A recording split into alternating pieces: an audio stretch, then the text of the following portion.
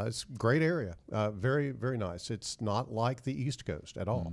You've spent a little time there. Yep, I've been there twice, actually. The last time was when Arkansas played in the Outback Bowl at the first of the year, and we went down there to the Tampa area and stayed in Clearwater. It is a very nice area, big retiree community, but also a recreational area for younger people as well. I'm with you, though, on the beach. That's going to be my first choice on any vacation. I don't think there is any place that I recharge better than at the beach. When you have nothing to do, no schedule, no clock, just relax and do what you want to do.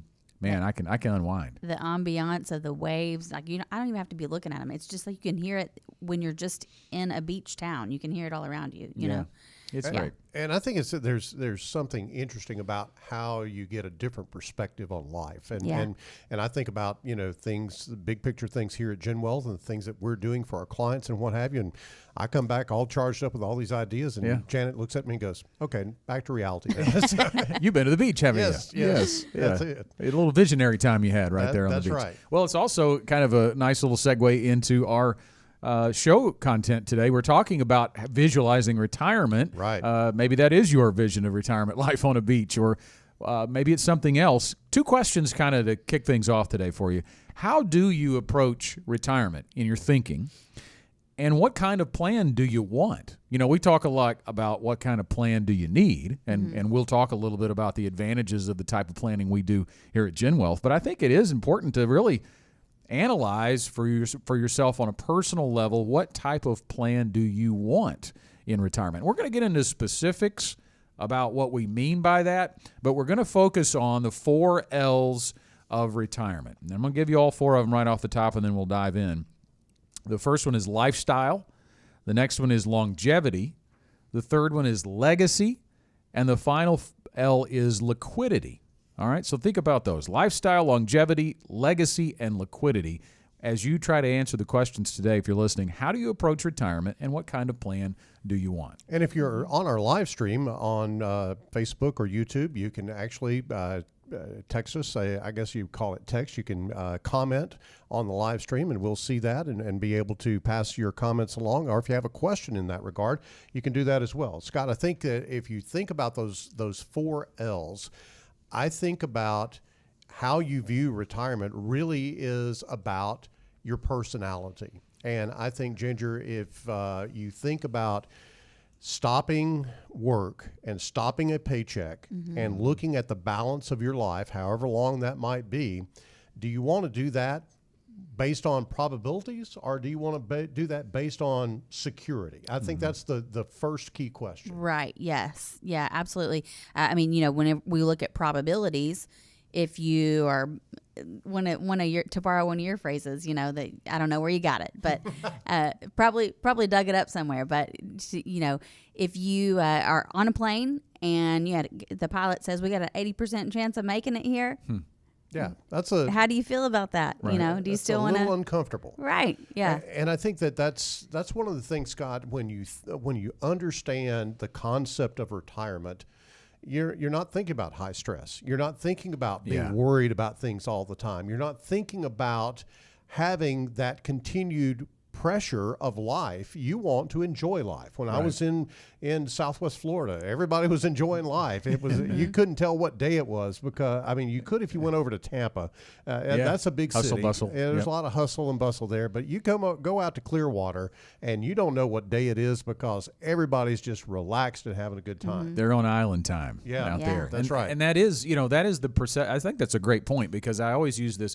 We have clients in here all the time, and I think of one in particular that you and I met with. We've had him on board as a client now for, I think, 3 or 4 years. He's been retired, but I remember very distinctively he had been a do-it-yourselfer on the investment side, and he'd done quite well, right? And I think a lot of people who come to us, that's when they come, when they get a little closer to retirement. They've thrown money into their retirement savings. They've watched it grow over a long period of time, and now they're starting to go, well, what do I do with all of this? How do I turn that into an income stream? And we built him a retirement income plan. And I remember at one point he leaned across the table and he said, I think it actually was his spouse. It was his wife who said he could do this on his own, but he would not sleep at night. Yeah. And that's the thing, to your point, is you want to enjoy, most people want to enjoy their retirement and not spend it looking at their account balances daily. Yeah, it's clearly one of those things that you've got to make that decision. And if you want to do that type of thing, I guess that's fine. If that's your picture of retirement, some people do that, Ginger. Right. And, there's many advisors out there that don't really plan the way that we plan. I mean, that's our whole premise here is we have a plan. We want you to have a plan and buy into that and know your plan. We met with somebody yesterday that said, I've got a financial guy. He ran me a Monte Carlo simulation, but I want to know about my monthly income. I need to know, like, how much can I spend? I see that the assets are going to last, but how can I know what I'm going to do for the rest of my life and how to make it. Yeah, you brought up the Monte Carlo simulation. That's that probability-based investing, and that's that probability-based retirement planning that I find a lot of people really back away from because it does not fit their mindset that they want to be in retirement. It doesn't fit their lifestyle that they want to be in retirement. What's the alternative to that? Well, the alternative is clearly what we call a safety-first approach, and that's really what we practice here at GenWealth. Yeah, so let's talk about just breaking that down a little bit more, because I think a lot of people probably don't really know what we mean by Monte Carlo simulation, then the probabilities of that. But basically, it's a computer model, a strategy that's going to enter in many, many scenarios in the market, right? How things are going to play out over a certain duration of time. So let's say that you're going to anticipate living a 25-year retirement. They're going to take your portfolio and they're going to put it into this computer model and tell you, well, if this happens, you're going to end up with this amount of money. If this happens, you're going to end up broke. If this happens, and that's where that 80% probability comes in. Out of all of those computer model runs, 80% of them show that you don't run out of money. Right. But see, I would say 20% of them do. Yes. Yeah. That's where I become a glass half empty kind of person. Yes. Like, what about that 20% though? Right. Yikes. Yeah, and I think that's you have to contextualize that. 20% of what? 20% of chance that you're going to run out of money in retirement. What does that mean? That means you would be left with Social Security, and that's it. You've burned up all of your assets, either through withdrawals or a down market or a combination of all of those types of things. Those are things that are realities to people. We've seen people that thought they were just in great shape. Things were going just fine. They retired. They had some bad markets hit. They were withdrawing money thinking that they had plenty of money to live on. And then all of a sudden they look up one day and they are on the road to running out of money. And that is a very, very sad situation. I've seen that play out with people that have come in to see us when it was, frankly, Scott, too late to pull back and do anything about it. And that's a point of no return. People looking at having to go get a job to sustain their lifestyle because Social Security simply doesn't do it. I think the bottom line here is you can't put it on automatic pilot when it comes to your investment strategy in retirement. It has to be more dynamic than that. And I think that computer model is basing it on some allocation strategy of 60% stock likely and 40% fixed income. And historic returns show this that 80% of the time, if you pull X amount out, you're going to be okay and not run out of money. Well, what happens when there's a perfect storm like there was in the first 6 months of 2022, when stocks and bonds went the same direction, and that direction was south? Doesn't happen very often. It's very rare, but it does become a problem. And we've seen the data, John. We've seen statistics, you and I, looking at things that have been produced from different investment companies, that it not only does it matter the year you retire, it can matter the month that you retire on whether you're going to run out of money or not. Yeah, if you don't have a safety net, if you don't have that safety-first approach, you are kind of left to the whole timing of it. And Ginger, as much as we think we kind of know what's going on and all that, we just don't have a crystal ball. Rewind back a year ago. Right. We didn't think that the market was going to go anywhere but continue to go up. I say we, collectively, we as a population didn't think that. But we know here at GenWealth, we know that markets are very variable. And so when those variations happen, that's when you get in trouble. Yeah. And I also want to point out, we're talking about these probabilities, but the programs for those don't take into account lifestyle, which is one of the things that we're talking about. We really look at what a person wants to do in retirement. What's their passion? What's their, what are they retiring to? And with that, you have to figure in, how does this money need to be used, and how are we going to make it last to cover lifestyle needs? Yeah, we're quantifying your lifestyle. Yeah. When you come into Gen Wealth and sit down for that first appointment, we're talking to you about what does retirement look like. It's that first question we talk to you about in today's show. How do you approach retirement? What are you going to do? And then we kind of help you identify what kind of income you're going to need to do that, what kind of income you're going to want to do that on top of that. But we're back to this. So that is our first L, lifestyle. How you intend to live your life after work likely determines whether you're a probability approach or safety first approach person here. And the probability approach does provide solely that you count on those stock market returns. So if you're safety first, there are other mechanisms in place like a guaranteed income floor, like diversification beyond just stocks and bonds, and that makes a big difference. It does. And I think if you kind of want to create an avatar or a caricature of the person that we're talking about that is the probability person, they tend to be a little bit of a gambler, a little bit of a wheeler dealer. Things always have kind of worked out for me, so I'm going to kind of play the odds here. Yeah. And I think that you can do that sometimes when you're accumulating money. You can do that when you have time. The big problem in retirement is you don't have time. You don't have that long stretch of time for you to let things just work out and happen as they will, because you are having to continually fund your lifestyle with that income coming in. You think about the whole deal of the 4% rule, and we've railed on the 4% rule on this show for a long period of time. But the 4% rule basically says that you just take 4% of your ending balance of the previous year, and that's what you withdraw the next year.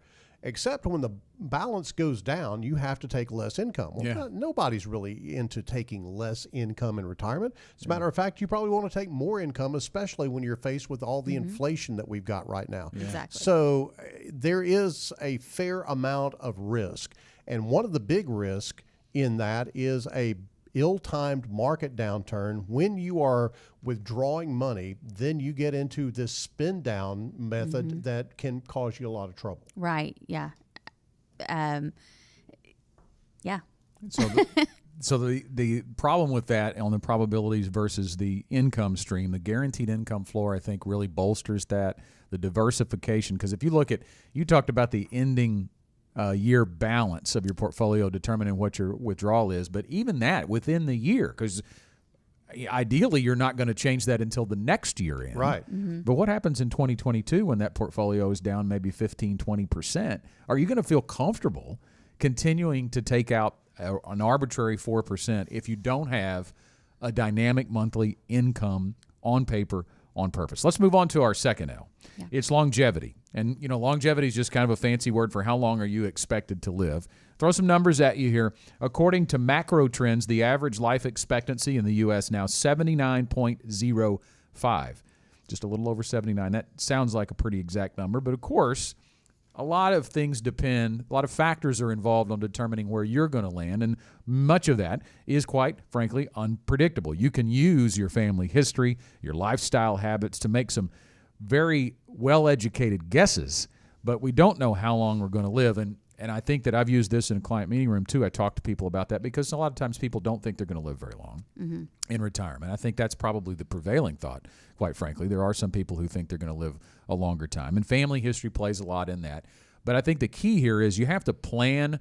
I would rather plan for our client to have a long life and them not have a long life, as opposed to not plan for them to have a long life, and they do. Exactly. What about health issues that crop up, and you're going to need some assets for that.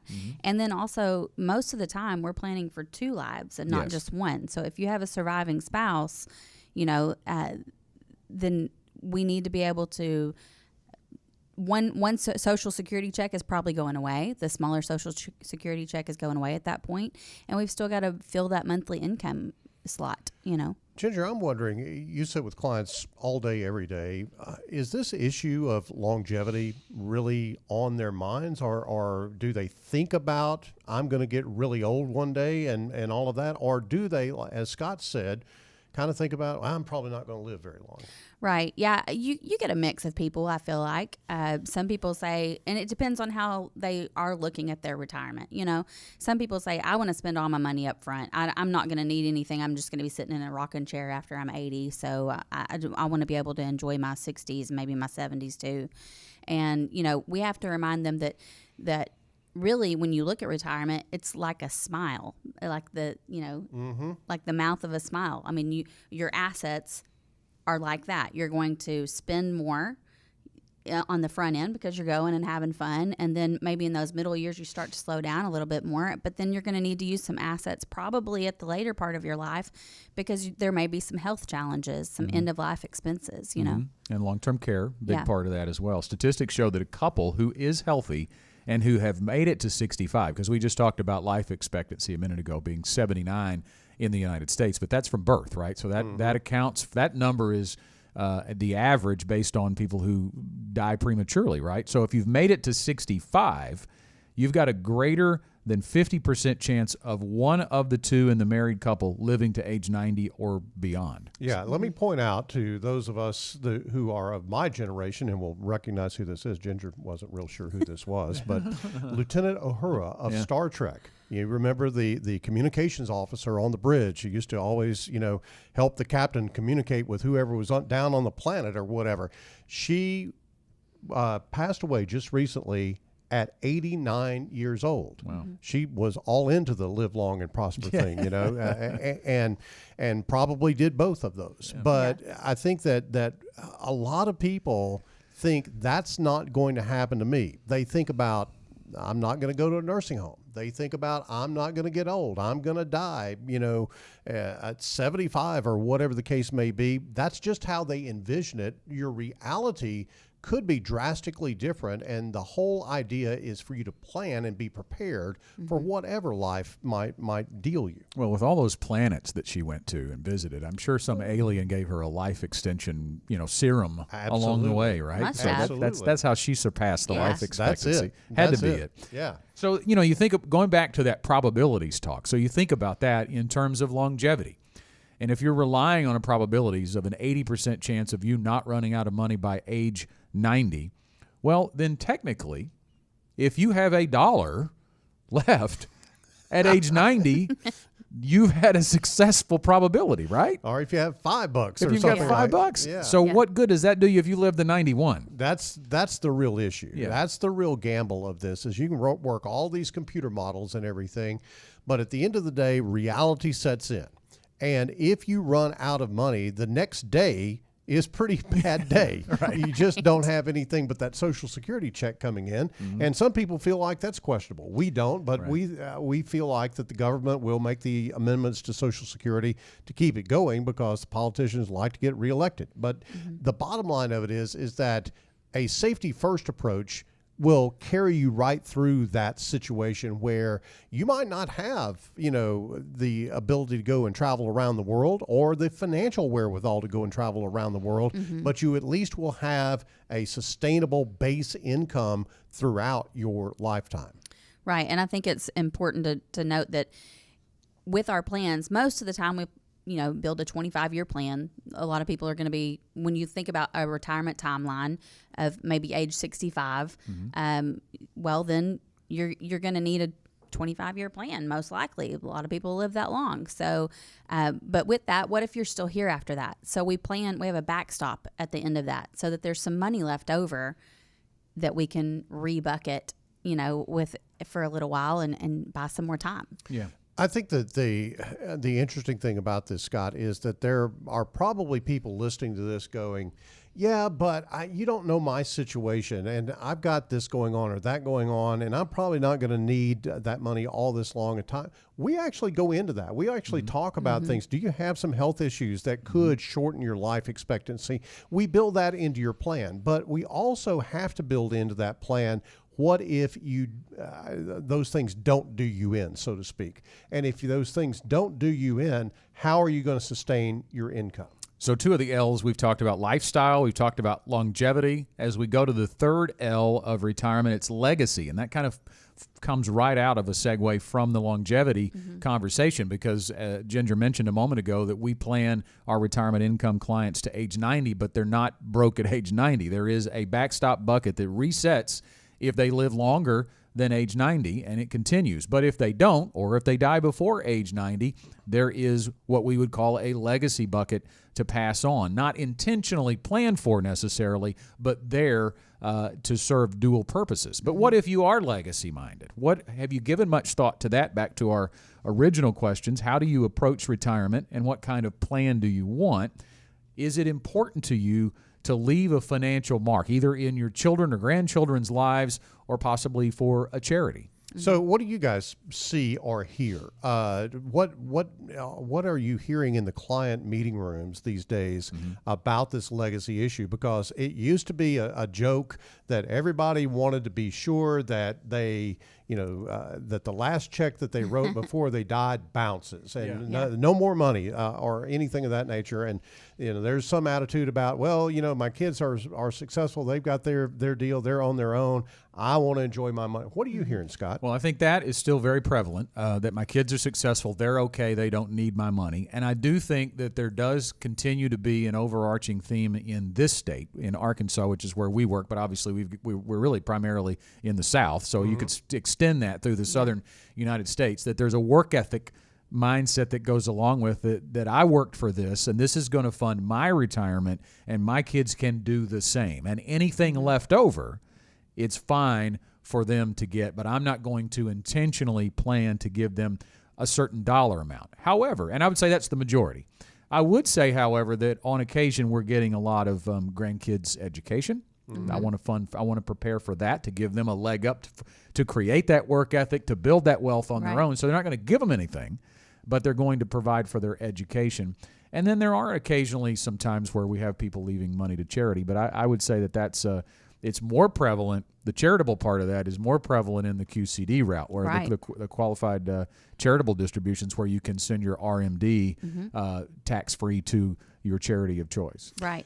And that can start for you at age 70 and a half. And some people really do like that, because they get to see their legacy, while they're still here, being played out. And that's the way I'm going to be. I'm going to tell you that right now. I'm taking my family on big trips. Garrett's all of a sudden paying attention over there now. I'm going to take my family on big vacations in retirement. That's my dream, because I want to see them enjoy what I'm gifting to them before I'm gone. Yeah. Our crack marketing team is letting me know that August is Legacy Month. Oh, very and good. There is actually a link to a Legacy Month video that's being shared in the comments on our live stream. So even if you're just hearing this on podcast, you can go back to our live stream video online and actually pick up that link to Legacy Month. So our marketing team listens to our show. That's good to know. That's good. I'm very, very happy to hear that. Yeah. I knew that already. I'm joking with them. All right, so our final L as we close out the show today is liquidity, and I think this one's a really good one too.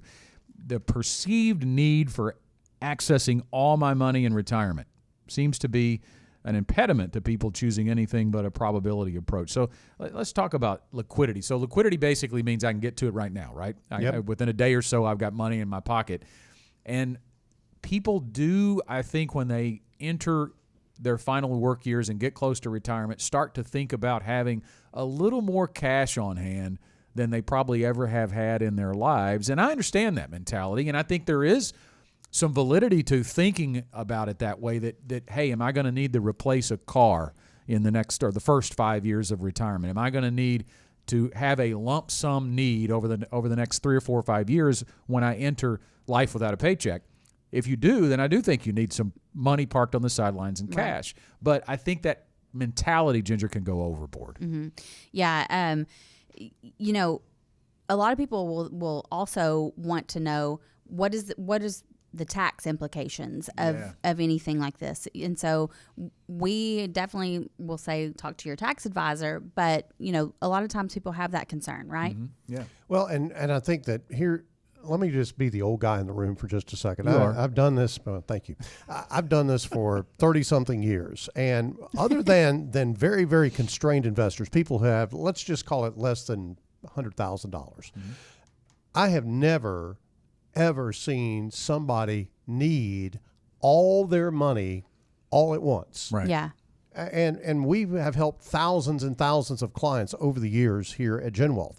I've never seen a catastrophe happen to someone and they need all their money all at once. That's kind of the I guess the hesitancy, if you will, of committing money to a safety first approach, because they had this fear that one day I'm going to need to write a check for $250,000. And if my $250,000 is tied up, then I can't do anything with that.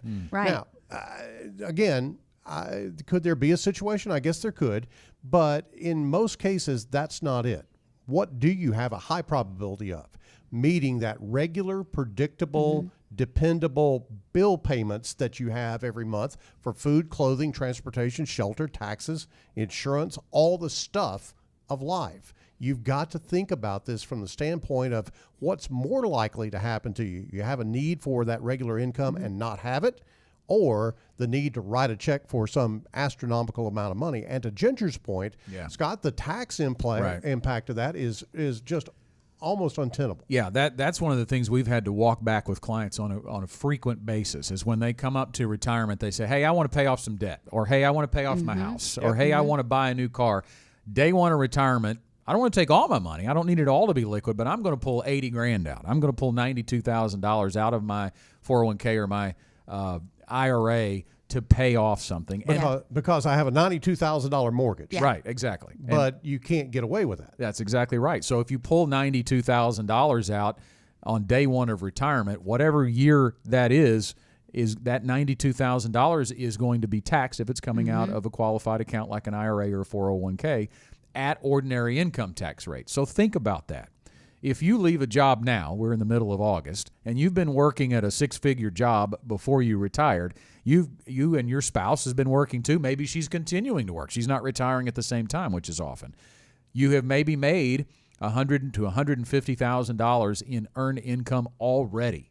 And then you're going to add $92,000 in this example on top of that. That could propel you into the next tax bracket, which means you're going to pay more on that $92,000 than if you would have taken it out in smaller increments over time. Yeah, you're probably going to end up somewhere in the 30% range by the time you pay federal and state taxes on every dollar of that 92. So you'll have to pull out, let's call it, maybe $120,000, $130,000 to net 92. Well, what does that impact of that pulling out of that $130,000 do to your overall financial security long term? Yeah, exactly. And that it may give you short-term security knowing you don't have a house payment. And we certainly do advise that you want to ideally go into retirement, don't get me wrong, without a mortgage. But let's make that plan 5 or 6 years before we get to retire. Exactly. That's what I was going to say is we love that for our clients when they can retire without the mortgage. But, that's not right for every single person to do it on day one of retirement. I think you have to think about it this way. And I understand that insecurity of, I've got to pay this mortgage. But if you build that into your plan and your plan is set up to give you regular, predictable income, then it's passing through your account. It's coming in one side and going out the other. It really doesn't create any burden on you. As a matter of fact, if you don't want to write a check, I'm sure that the bank will draft your account for your mortgage payment. Yeah. This won't be a problem. Yeah. And by the way, you're still going to have, even if you pay off the mortgage, you're still going to have the taxes and insurance that you got to pay. And that's another obligation that you got to think about. So why not build that into your budget just like you do today with your paycheck? Your paycheck is a regular, predictable income stream, and you're meeting that obligation on a monthly basis. Just continue it. Keep your tax burden low. Keep that money continuing to work for you. The two questions we ask at the beginning of our show today: how do you approach retirement, and what kind of plan do you want? And we talked about basically the two types of plans. Do you want a probability approach that is dependent 100% on getting stock and bond returns over the course of your retirement, or do you want a safety first approach that, quite frankly, plans for times like this that we've been in 2022? I did an interview with a local television station just yesterday. They were talking about, the subject of the story was about how credit card applications and credit card usage is going up during this high inflationary period because people are having a hard time making ends meet. Their budgets have been squeezed. Yeah. Right. And the reporter asked me, said, well, how can people deal with that? And I told them the best time, unfortunately, for people who are hearing this message to deal with this is before it happens. And that's the kind of retirement income plan you want, John, is one that is built for times to be bad like they have been in 2022. You got to forward look things and say, what are the possibilities?